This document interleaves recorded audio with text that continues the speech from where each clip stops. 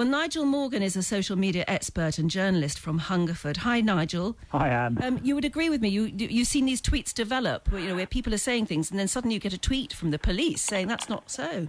Yeah, we could do with a few more tweets from the police. If they understood Twitter, they might be able to operate and deal with these a lot more efficiently than they do. How do you think they would be able to deal with it? Well, first of all, let's just take a step back, and you shouldn't be shooting the BlackBerry Messenger or any other social media. They're simply tools. They're the technology of the current moment, and they were utilised for good and bad. I mean, I think actually, if you look, there's been far more tweets about cleaning up and about communities rallying and allowing people to connect within communities that were blighted by rioting than there ever were about the actual riots themselves. So I think that social media is a force for good far more than it is for evil. But I remember studying history and learning about how seditious folk used to pass pamphlets around when the printing press arrived. No sooner did we start printing, then it was used as a force to sort of against the sort of the current state of the day.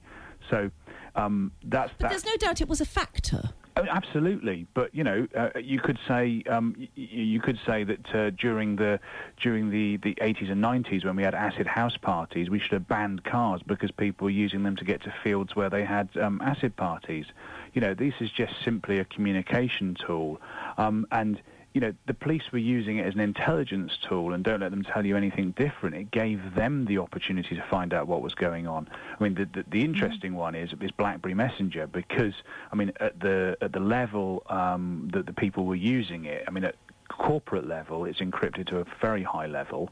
At the just buying it in the shops or stealing it from the shops. Indeed, it's only encrypted to a very low level. So it's actually something that the police can get access to with a warrant. So there's no question that they'll be able to follow this up.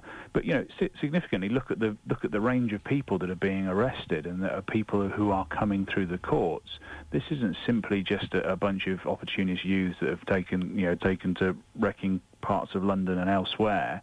This is actually quite widespread, and it raises wider questions. Yes, it does. In fact, you used to work for Thames Valley Police, didn't you? You were a press officer for them. I did in Reading itself. So it's interesting. They set up a Twitter feed at TVP_Reading. That was the height of the sort of the third, fourth day of rioting had only tweeted 15 times, and was largely duplicating what was also being tweeted in Slough on the TVP_Slough.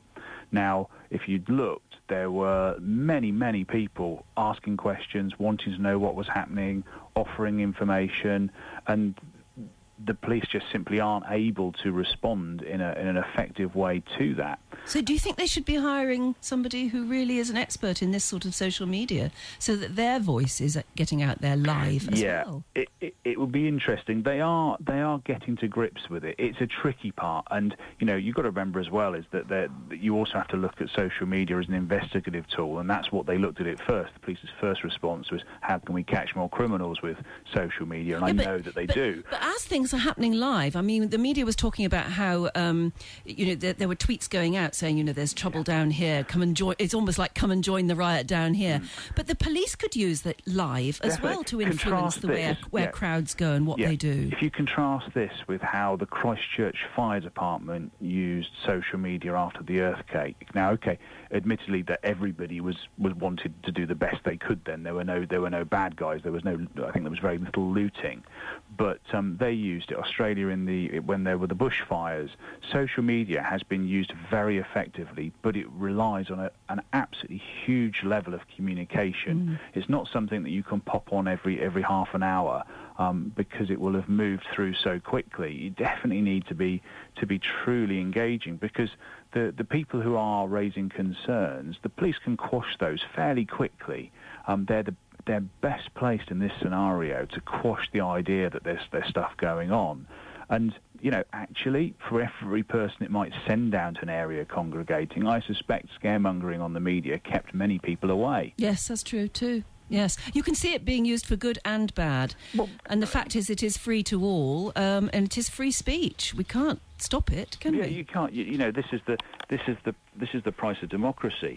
I mean, you've got to if you take a step right back, if the Metropolitan Police had been far more efficient, they've already apologised for it in their communication with the family of Mark Duggan, leaving aside whether that was an unlawful killing or not. They just failed patently to deal with the family properly, which created a seed of resentment, which led to the first demonstrations. And to begin with, they were protests. The BBC were calling them protesters, and that escalated. Yes, that caused a huge problem. And then the police I was very impressed, weren't you, yesterday with the response, the community response in Birmingham to the 3 men who were knocked down by the car. Oh, absolutely superb. Where the father of one of them stood up in front of the cameras and said, "Look, I lost my son yesterday, but stop this, stop it now." I take my hat off to him to have the comprehension and the courage to say that when you've just lost your son. And it was very, exactly very brave the man. right thing to say, because it appears to have really helped. It does, and we don't know why that car. They've arrested somebody. We don't know why that car hit those boys when it did. What that was about. It may have nothing to do with the rioting. And at that time, it's really crucial that you don't have some kind of that you don't let a tribal spark response. ignite anything. Yes, exactly. Yeah. I think it's absolutely fascinating that you're saying that really we've all got to understand these instant messaging services much more, because we could be using them for good as well as bad, but we certainly need to understand them. Nigel Morgan, thank you very much indeed.